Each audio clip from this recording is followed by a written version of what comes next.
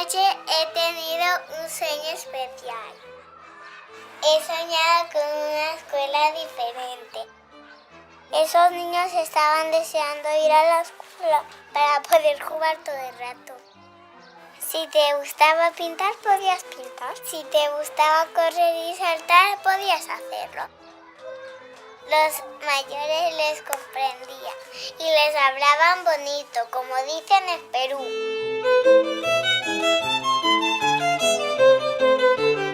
No hay exámenes ni hay deberes. No hacemos tareas como en la escuela, no tenemos un objetivo de aprender algo en el sentido de recordarlo, nada de eso. Generalmente solamente se da tareas y exámenes cuando los niños lo piden. Con los exámenes que conseguimos, pues que aprendas por el examen. Sentirse muy nervioso frente a exámenes y esto de estrés no sirve para un aprendizaje integral. Porque si tiene que aprender algo para una buena nota, para complacer a mamá o papá o el director o el profesor y sabe que al final si tiene una mala nota va a ser duro, va a decepcionar a una tercera persona, eso es muy duro. O sea, yo como persona, mi vivencia con los exámenes ha sido siempre como que me preguntaban lo que no me interesaba, ¿no? O sea, a mí me encanta estudiar realmente y siempre he estudiado de una manera como muy espontánea y como muy libre, pero luego sacaba muy malas notas porque realmente me había ido por caminitos que no iban a preguntar luego en el examen. El tema de los deberes, ahí la primera pregunta es: ¿tienen sentido los deberes que le han mandado a mi hijo? Yo no sé de dónde salen los deberes, realmente no sé cuál es el origen de los deberes y no sé cuál es realmente el objetivo de los deberes. Bastante hacen los niños en el cole, 8 horas, como para además llegar a casa y tener más deberes, no tiene sentido. Lamentablemente en la escuela pública muchas veces no tiene ni un sentido el deber que le han dado. Yo creo que en realidad los deberes servirían para que los padres de las escuelas tradicionales se den cuenta de que el sistema educativo no sirve para nada, porque ellos no recuerdan nada, no pueden ayudar a sus hijos en los deberes porque no se acuerdan. Tú no deberías de enseñar 2 por 2, 4, no tiene sentido. El niño te lo recita pero no tiene ni idea lo que está diciendo. ¿Quién se acuerda de la geometría cuando es abogado? No se acuerda, o sea, te acuerdas de la geometría si te ha gustado la geometría, ¿no? Es a través de manipular y manipular y manipular que al final se te queda por dentro. Igual que conducir un coche o ir en bici. De tanto ir en bici, al final sabes ir en bici. Nunca jamás se te olvida. Muchas veces las tareas solo sobrecargan al niño y le roban tiempo muy importante que él podría actuar con otros niños jugando, lo que es una oportunidad increíble de aprender muchísimas competencias para la vida. No es que me pongo en contra de mi hijo, me alío con la profe, en plan, tienes que hacer la tarea y a tal hora, y si no terminas, pues te quedas sin salir al parque. No, porque yo sé que lo que mi hijo necesita es salir y moverse y correr. Él estaría mucho mejor cocinando conmigo, leyendo un cuento o cualquier otra cosa para un paseo por la playa, me parece un poco más interesante.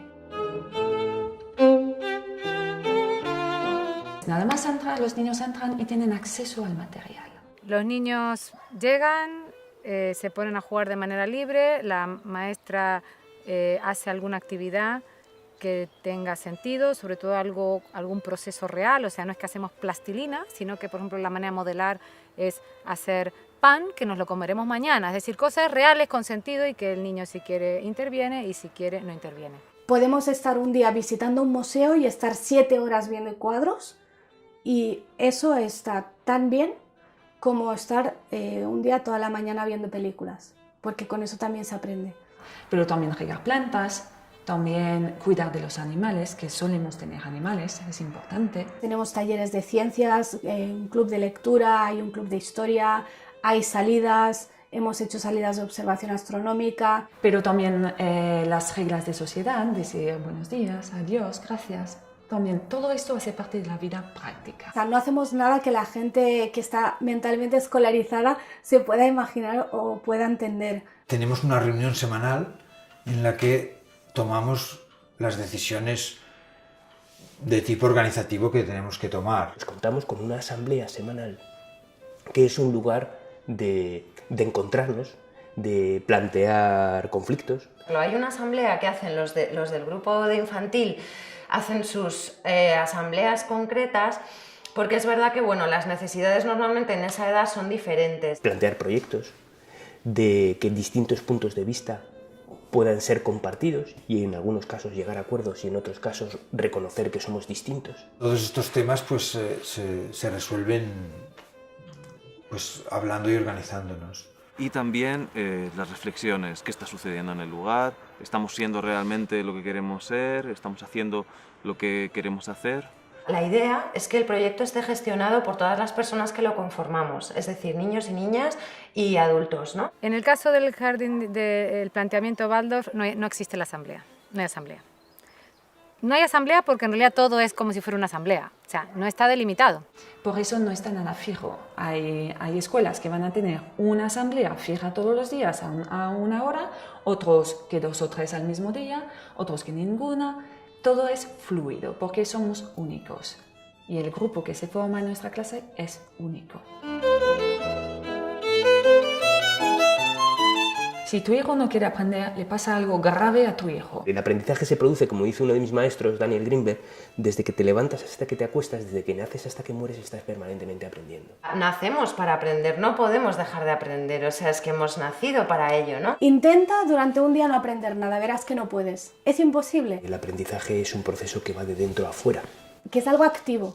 Es lo que hace el niño, lo que hace el que aprende, que es la parte importante. Porque si tú quieres aprender, vas a aprender. Porque está integrado con el deseo.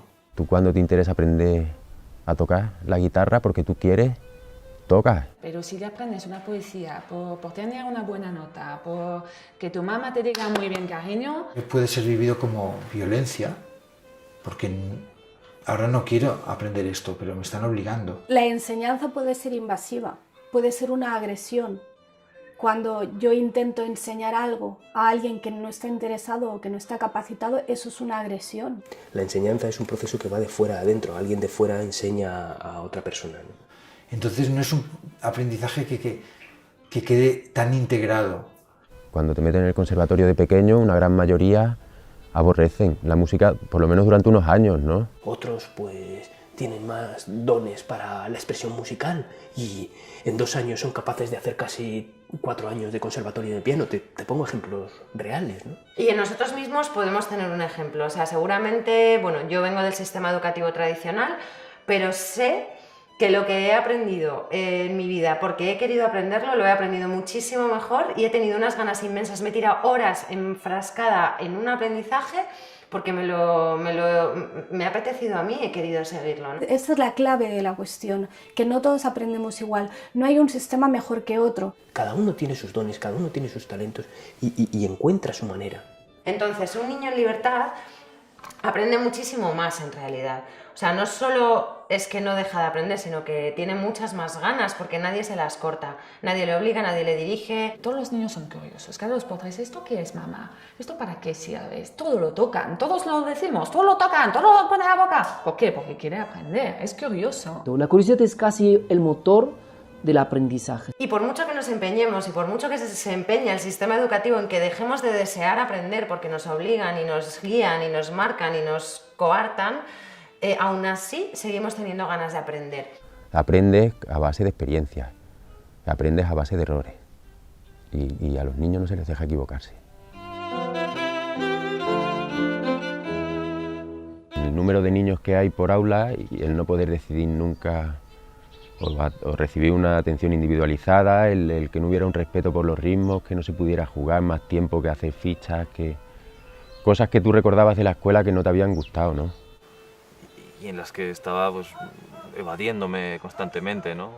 Pues, ya sea físicamente o mentalmente. No te gusta cómo se hacen las cosas, no estás de acuerdo en que tenga que ser todo tan estricto desde tan pequeños, que las clases sean iguales con 3 años que en la facultad, ¿no? Pues llegas a la universidad y sigue siendo más o menos lo mismo. A partir de ahí es cuando ya te planteas realmente, ¿es esto lo único que puede haber o puede haber alguna otra cosa? Y no seguir un programa, un currículum, que lo que hace es, pues, de alguna manera normalizar y poner a todas las personas medidas por un mismo parámetro. Eso surge porque la educación tradicional, la que ha nacido más o menos en la época industrial o un poquito antes podría ser, pero se ha masificado en la época de la industrialización en Europa. Escuelas que nacen para dar respuesta a unas necesidades en realidad que son completamente diferentes a las que tenemos ahora. Entonces está todo un poco planificado, se podría decir, como en una fábrica. Tratamos que los niños sean todos más o menos iguales. No queremos un niño tímido ni demasiado extrovertido. Los queremos igual, que todos sean medianos en mates, medianos en lengua, medianos en todo. No puedo entender que en un grupo de 30, 40 personas se pueda intentar que todos los niños sean educados de la misma forma.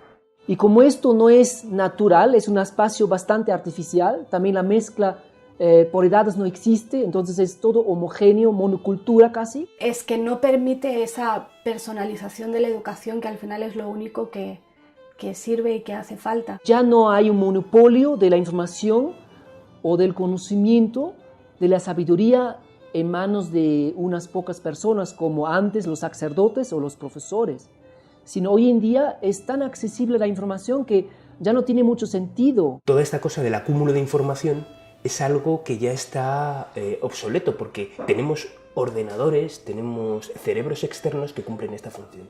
Así que nosotros nos tenemos que dedicar a lo que es esencialmente humano, y lo que es esencialmente humano son, entre otras cosas, las relaciones personales. Justamente lo que la Tierra, el mundo, el planeta necesita no son ordenadores en nosotros, justamente lo que necesita de nosotros es lo que nos hace puramente humanos, ¿no? Lo que nos diferencia radicalmente de cualquier máquina. Y esto es precisamente lo que la escuela tradicional está matando desde el primer día, ¿no? Yo creo sinceramente que lo más importante es enseñar a nuestros hijos justamente eso, cómo encontrar la información.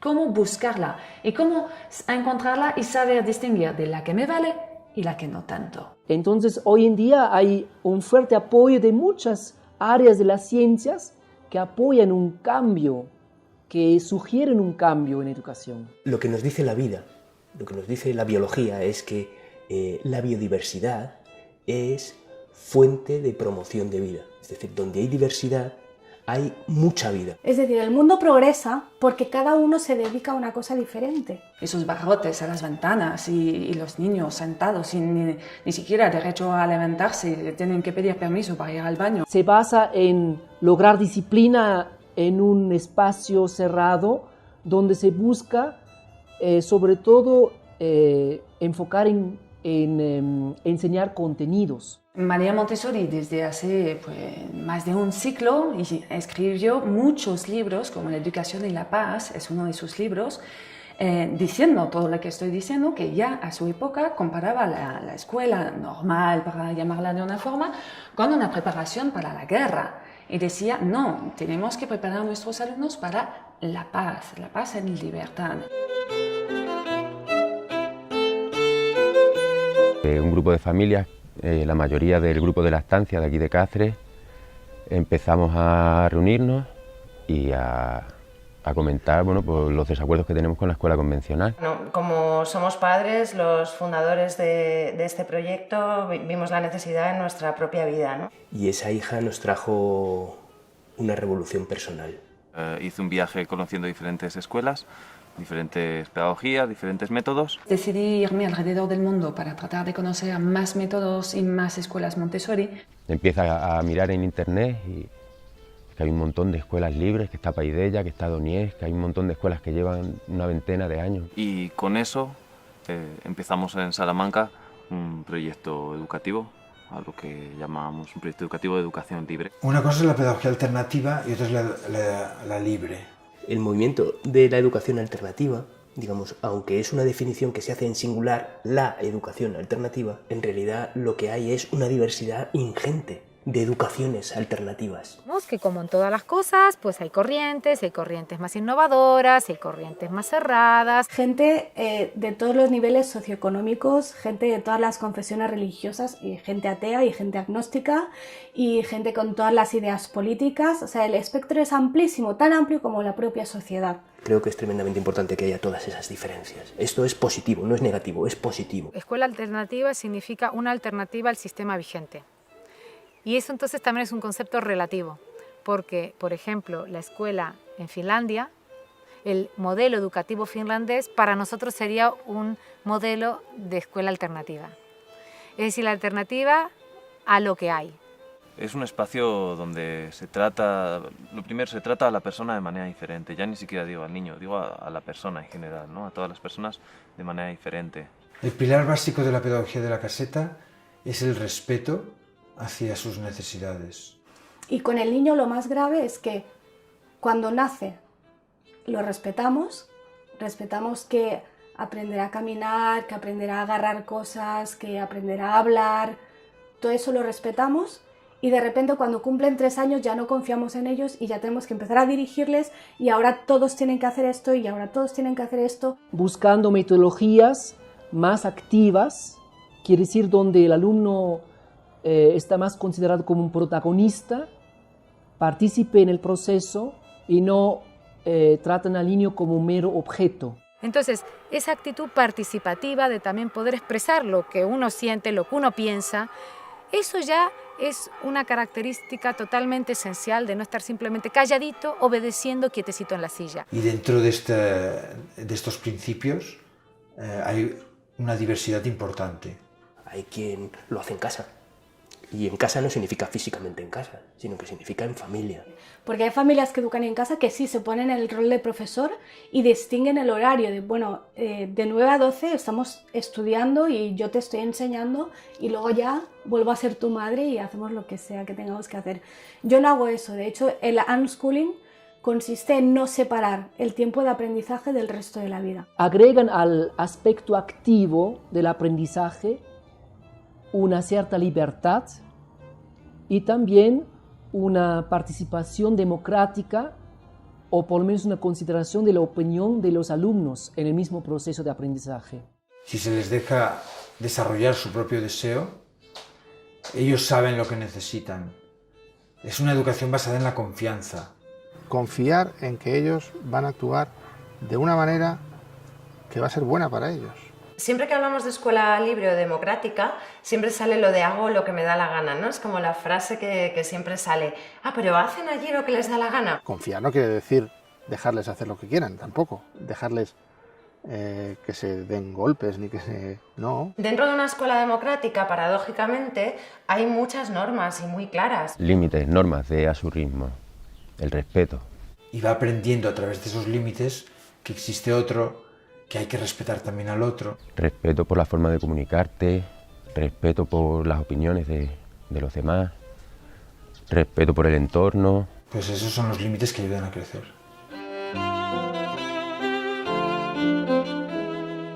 Para nosotros es misión fundamental de los adultos que el entorno sea relajado y seguro, para que todo el mundo pueda no estar a la defensiva, sino tenga la oportunidad de mirarse a sí mismo con seguridad y hacer aquello que siente. Tienes que preparar muy bien el ambiente, el entorno, que tiene que ser cómodo, cálido.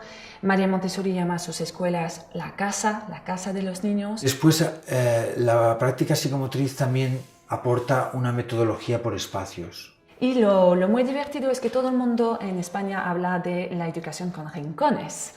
Y eso a mí me parece divertido porque la que inventó los rincones es María Montessori, pero María Montessori no los llamó rincones, los llamó espacios. El mismo proyecto se divide por espacios y cada sala a veces también a su vez está dividida por espacios. De hecho, es difícil para un niño o un adulto que no conoce el método Montessori entrar a una escuela y decir eso es mates, eso es lengua. Es casi imposible. Sino que todos pueden ir a las habitaciones correspondientes y usar el material y después devolverlo al sitio. Obviamente todo a la altura de los niños. Cuando digo todo va desde el reloj, desde una imagen hasta el material. Excepto en el laboratorio, que hay un material peligroso y delicado, todas las habitaciones, todos los espacios tienen el material está al alcance de los niños. Que, por ejemplo, tengas un montón de material al alcance de tu mano, que no tengas que pedir permiso para cogerlo.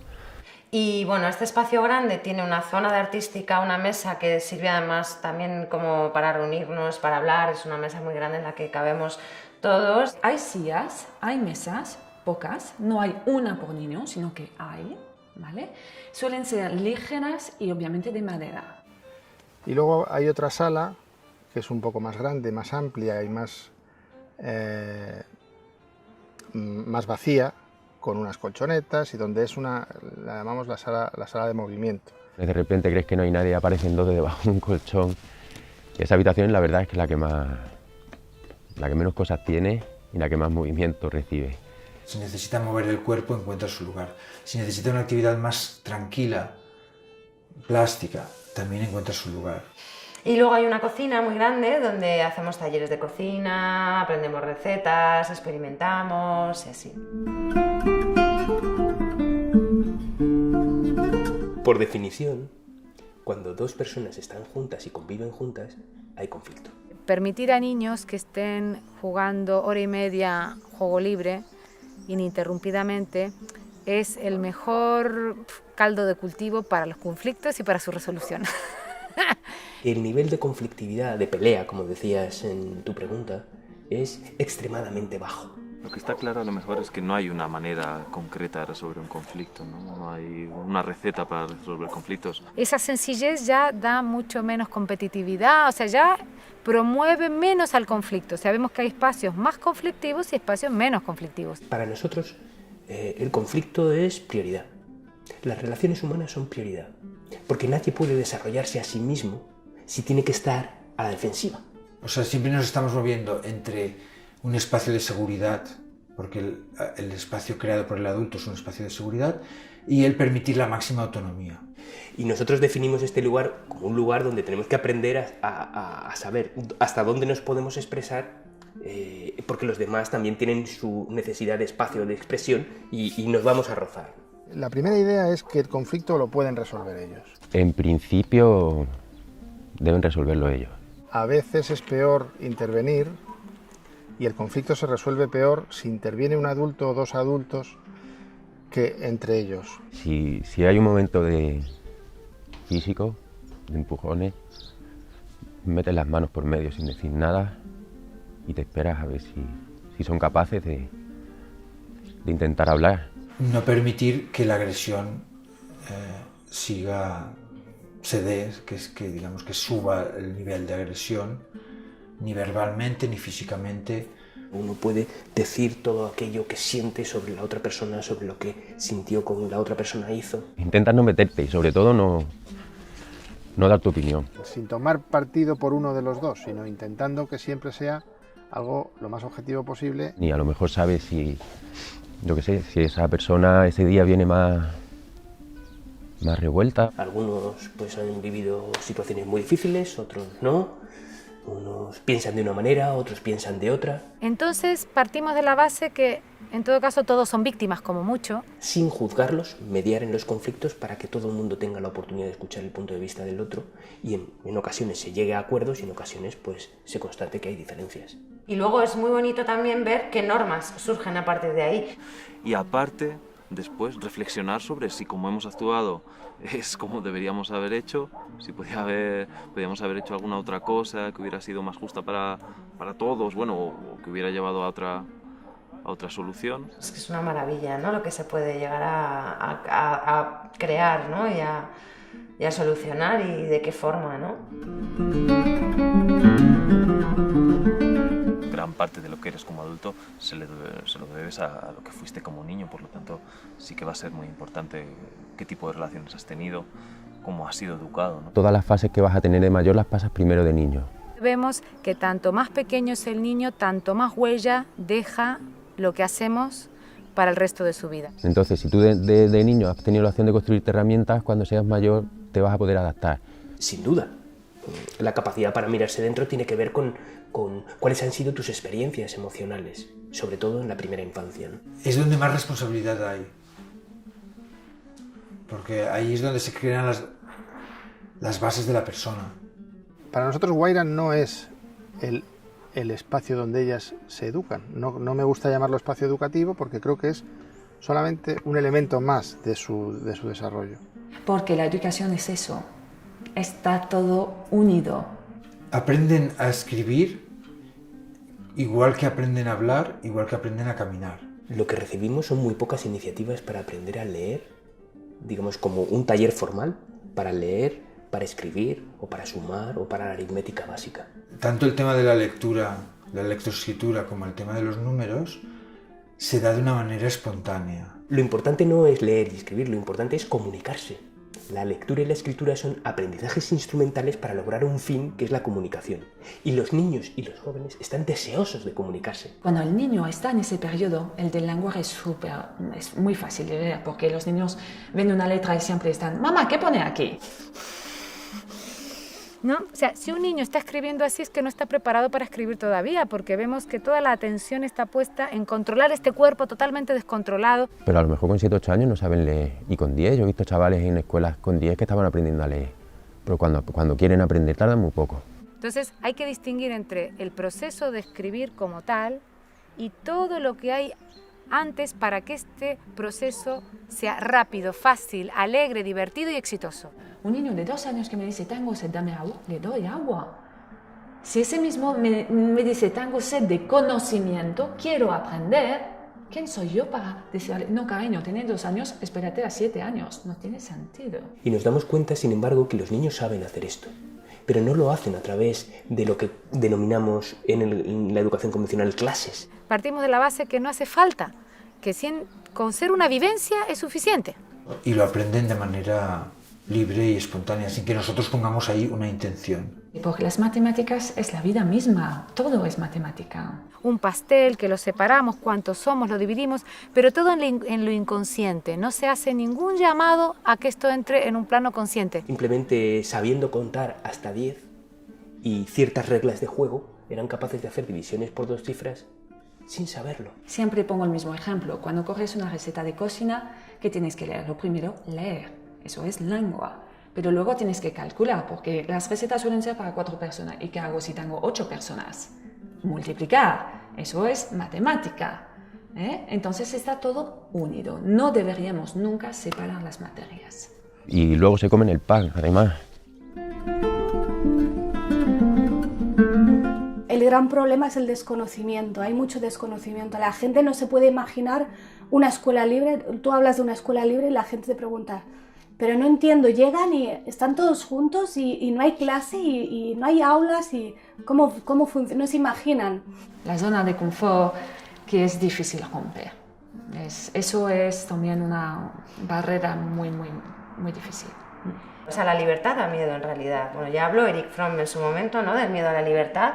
O yo cuando hablo de la educación en casa que hago con mi hijo, o doy una charla, por ejemplo, de la parte más teórica, pedagógica, legal, toda la teoría de John Holt y todo eso, pero al final siempre me preguntan, ¿pero tú te levantas por la mañana y qué haces? Y la libertad da mucho miedo, el que las cosas no estén claras, ¿no? ¿Cómo van a ser? ¿Qué va a ocurrir? ¿Qué va a pasar? ¿Va a aprender a leer? ¿Va a aprender a sumar? ¿A restar? ¿Se va a desenvolver bien? Y si no... ¿no? Estas dudas, porque realmente tenemos una presión social bastante fuerte, ¿no? Se teme lo que no se conoce. Y sobre todo si piensas que va a ser negativo o si te suena muy raro o si no conoces a nadie que lo haga. El miedo a meter a tu hijo en una escuela democrática solo te sirve para no meterlo. Y entonces, bueno, o para meterlo y no disfrutarlo nada. Y estar todo el rato pendiente, ¿no? Y entonces intentar seducirlo para que aprenda ciertas cosas. Entonces es no disfrutar y no dejarte llevar, ¿no? Entonces son miedos comprensibles, pero no tienen mucho sentido, en mi opinión. Lo difícil es para el adulto cambiar el chip y aprender a ver el aprendizaje en todas partes. Y llegar a ver, bueno, con esto que está haciendo, está aprendiendo esto y lo otro. Entonces, pues invito a los padres a pensar un poco lo que quieren para sus hijos y sobre todo, pues, oye, visitar escuelas.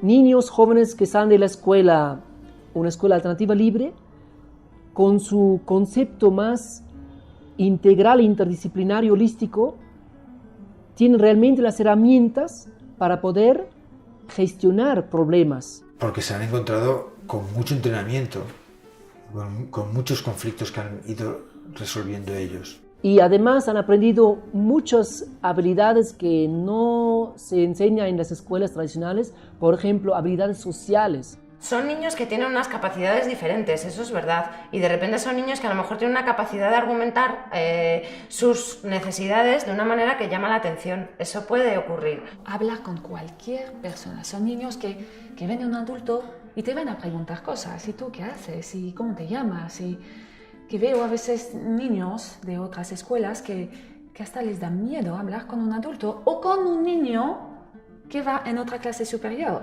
Son creativos y eso permite que ellos superan cuando hay problemas, cuando hay dificultades, mejor dicho, por ejemplo, adaptarse a un sistema más rígido, dentro de unos 2 meses se adaptan. Es alucinante la gente que sale de estas escuelas y no tiene ningún problema de adaptación. Y esos ejemplos pienso que son muy buenos de los niños que se han educado así y que ya son mayores, ver qué están haciendo con su vida. Nos fijamos un poquito en los que ya han pasado por esta escuela y cómo han salido. Podemos citar a los 2 co-creadores de Google, podemos citar a Ana Frank, al creador de Amazon, el creador de Wikipedia, la hija de los Kennedys. Entonces, bueno, yo creo que la lista es inmensa. Dejo a la gente buscar en Google, justamente. Pero no son niños raros, niños extraños, ¿no? Que hacen cosas raras, ¿no? Son niños que tienen capacidades distintas. Sí que tienen cosas diferentes, tienen muchas cosas en común con el resto de niños, claro. Pero sí que tienen aspectos de su vida muy diferentes. El acompañante tiene un rol muy importante, pero muy diferente a un educador o un profesor tradicional. Nunca utilizo la palabra maestro o profesor, ¿no? Utilicemos otro lenguaje porque queremos crear otra realidad. Nosotros seguimos diciendo profe, porque no nos da miedo tampoco la palabra profe. Hemos llegado a la conclusión que lo mejor para que se den estas condiciones, ¿no?, de desarrollo autónomo de los niños es que los adultos estemos con una actitud de observación. Entonces, es como que uno está muy atento, pero a la vez dejando que ocurran las cosas. Son los niños los actores de su aprendizaje. Nosotros somos por detrás, somos en la sombra. Ese trabajo es muy estresante. No es fácil, lo que parece, no haciendo nada activamente en el aula, no es fácil. Ese estado de armonía en el juego es uno de los mayores artes, diría el mayor arte de un adulto, crear ese entorno en el cual los niños jueguen y tú estés como que no estás, pero estás. El acompañamiento emocional, ayudarlos a crecer, acompañarlos en las cosas que les pasan. Estar muy atentos a cómo se están sintiendo. Hay algunos niños o algunas niñas mayores que pueden verbalizarlos, hay otros que no pueden porque todavía son pequeños, entonces tenemos que estar pendientes, tenemos que estar atentos para saber realmente qué es lo que quieren, ¿no? Y es muy interesante ver dónde está despertando un interés y tú qué puedes ofrecerle para que pueda desarrollar, ¿no?, este interés, pero a lo mejor él el interés todavía no te lo ha dicho claramente. Si, por ejemplo, a los 6 años no ha tocado ninguna letra, ningún número, habrá que hacer algo. Eso es mi trabajo como guía, ver cuál es el problema, por qué no le interesa y qué puedo hacer yo para interesar a ese niño. Eso es mi trabajo.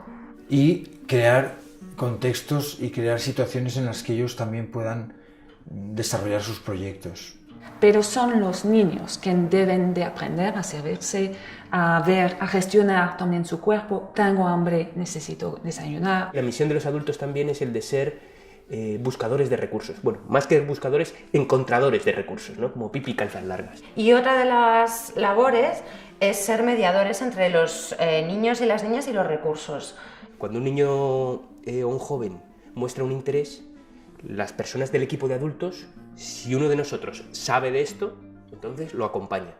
Si dentro del equipo de adultos no hay una persona que sabe de esto, te pongo por ejemplo karate, ¿no? Pues entonces buscamos en el entorno de las familias. ¿Qué padre o qué madre sabe de esto? Lo que han visto, ¿no? Siempre es así, siempre hay un referente adulto. ¿Cómo le vas a pedir a un niño que supere ciertas dificultades que pueda tener si tú no estás ahí también como avanzando? Hay gente que sí que lo tienen, ese respeto innato, esa forma de hablar a los niños, de ponerse a su altura para hablarle, de dejarle hablar, criticar, escucharles. La economía, sin duda, es uno de los desafíos que un proyecto de este tipo pues, se encuentra. Esta educación no existe dentro de la escuela pública, pues no tenemos más remedio que hacerlo privado.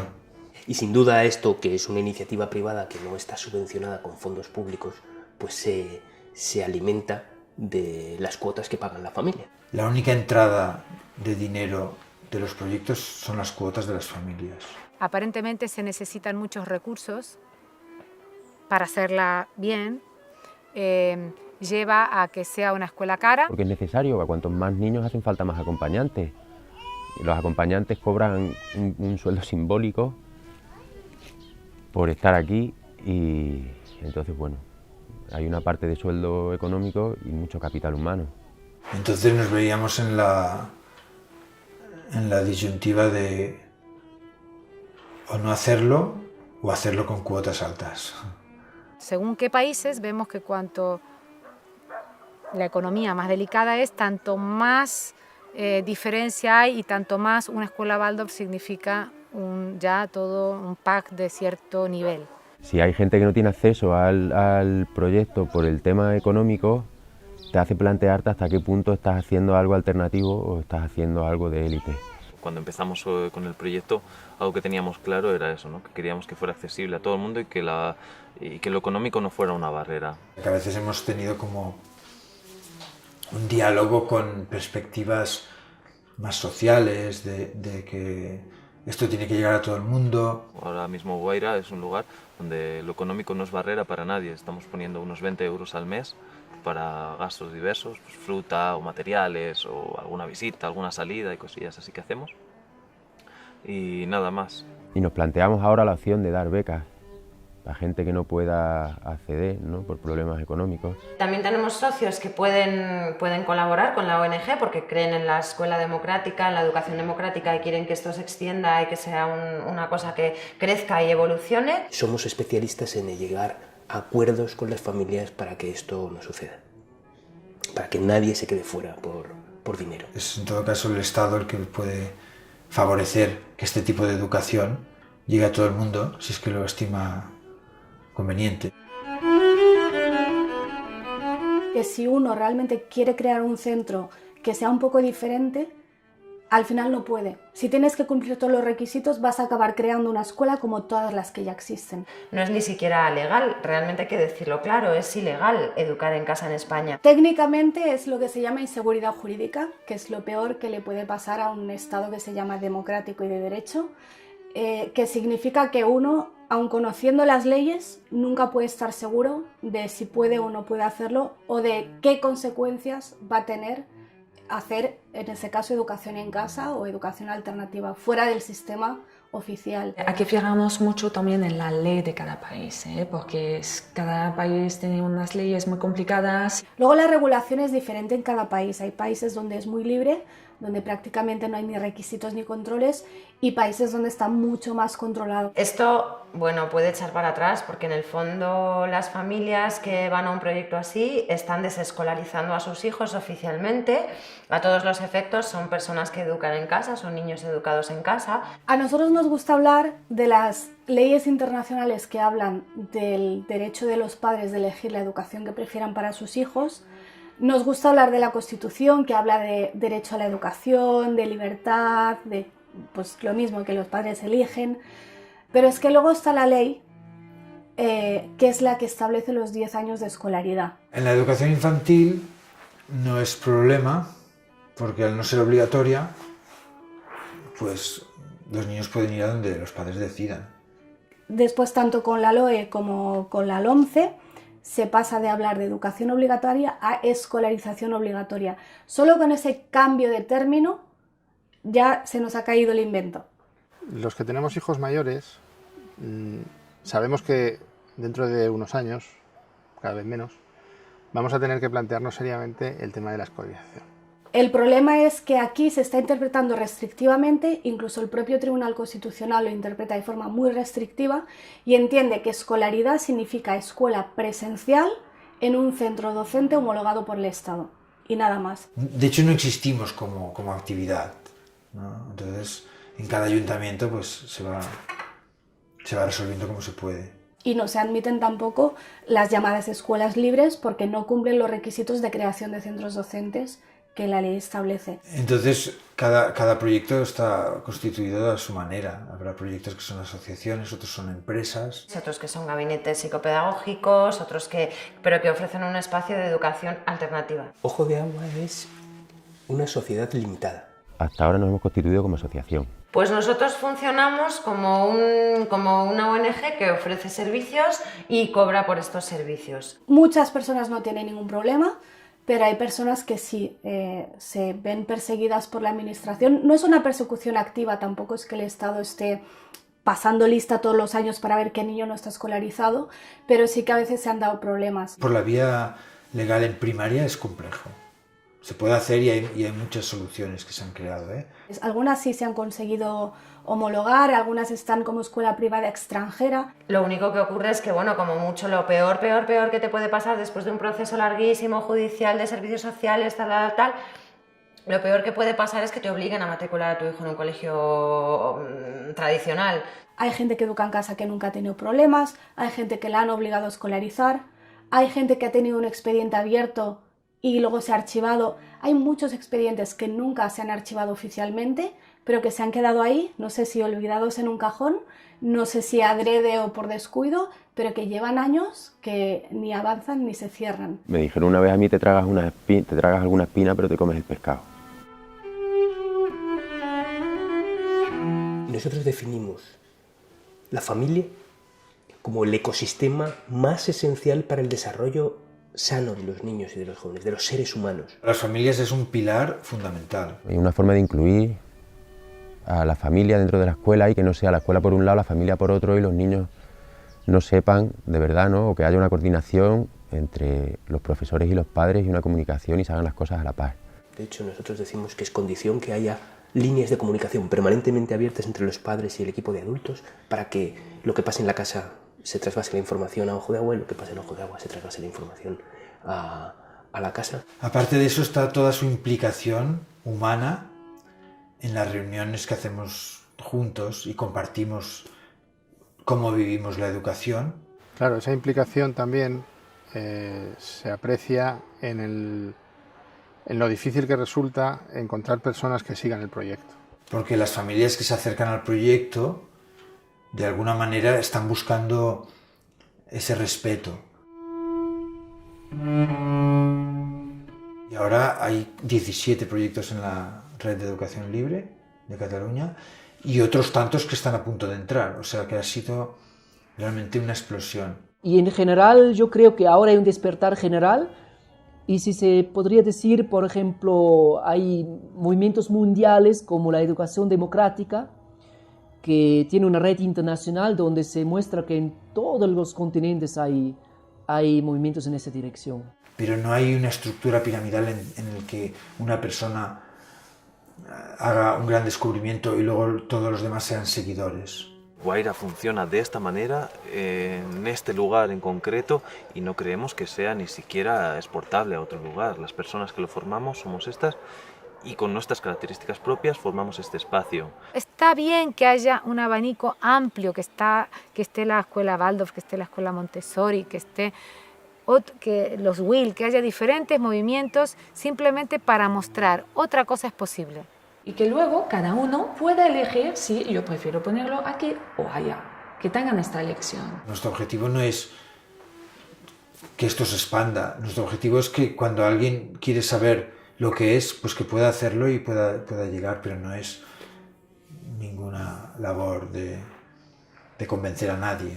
Dar la posibilidad a gente, a padres, educadores, psicólogos o curiosos de ver lo que es. Y estamos también conectados con la educación pública, hay mucha gente de la pública que está interesada y compartimos. Vienen muchos niños a visitarnos de coles tradicionales. Y nos conocen y vienen y entonces, bueno, se comparte mucho. Hay muchos profesores, y me consta, en los centros oficiales, tanto en la privada como en la concertada como en la pública, hay muchos profesores que están intentando cambiar las cosas, hacer las cosas de otra manera, que están intentando quitar libros de texto, quitar exámenes, quitar deberes, pero al final el sistema es tan rígido que no se lo permite. He encontrado profesores en escuelas públicas maravillosos, que no eran guía Montessori, pero Pero invitaron a ver cómo trabajaban, no tenían material, pero lo que he dicho, la filosofía sí que la tenían. Entonces, hay profesores de la pública que acaban creando escuelas alternativas, aunque sean ilegales, porque eso al final es secundario. O sea, lo suyo sería que la escuela pública para todos, este eslogan de camiseta verde, escuela pública y para todos, que sea de verdad la alternativa, la mejor alternativa, que lamentablemente no lo es. Pero efectivamente que sea público, eso es mi sueño, por supuesto que sí. Yo sé que esto es algo que funciona, que día a día y año a año estamos demostrando que funciona. Hay escuelas libres muy buenas en España, hay familias educando en casa que están teniendo muy buenos resultados. Solo el despliegue que ha habido en España, de que ahora están prácticamente todas las comunidades autónomas, muestra cómo, lejos de ser una pedagogía desfasada con los tiempos, es una realidad que crece cada año y crece en parte como respuesta al sistema escolar, que no me gusta llamarlo sistema educativo porque no es lo mismo.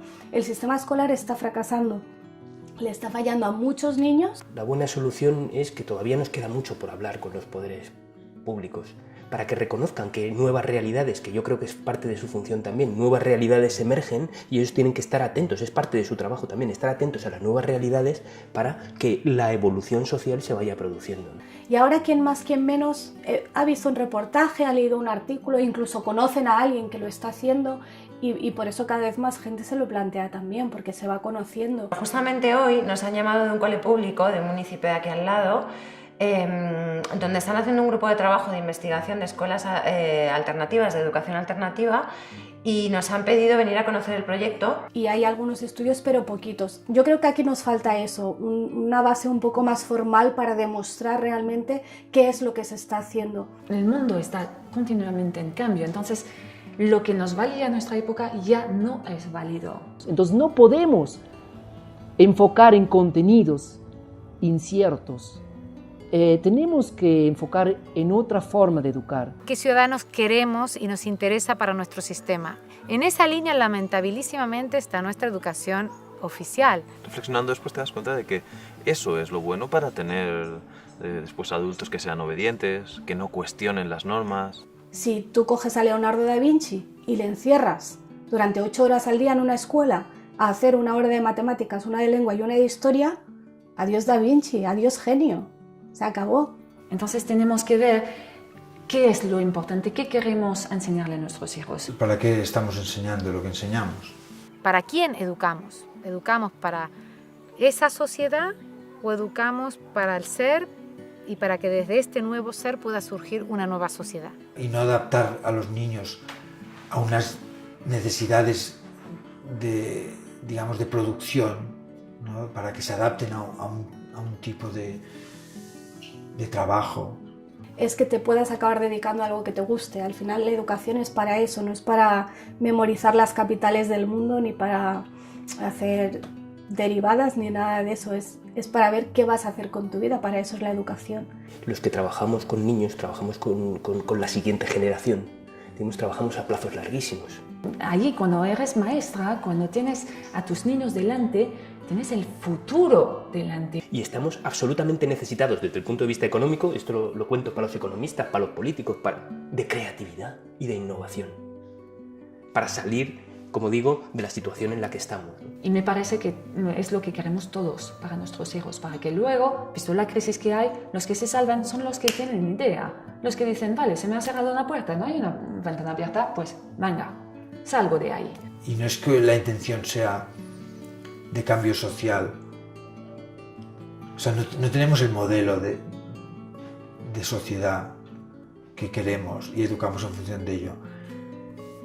Sostenemos lo que ellos son y ellos ya harán el cambio que se tenga que hacer. Como decía Gandhi, sé el cambio que quieres ver en el mundo. A veces la gente te dice, pero tiene que ir a la escuela para prepararse para la vida. Mi respuesta es, mi hijo no se está preparando para la vida, la está viviendo, aquí y ahora. Tienen derecho a disfrutar de una infancia libre, a sentirse respetados, a tener cariño, a pasar las fases de su vida, aprender a vivir, ¿no?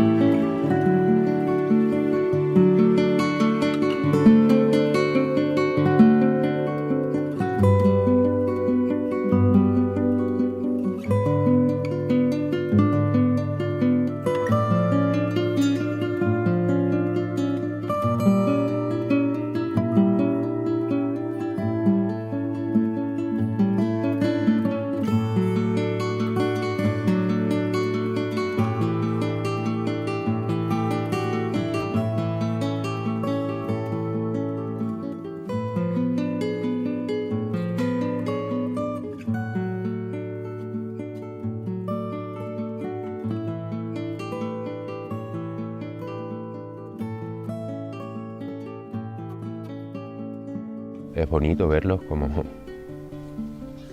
Me emociona y todo.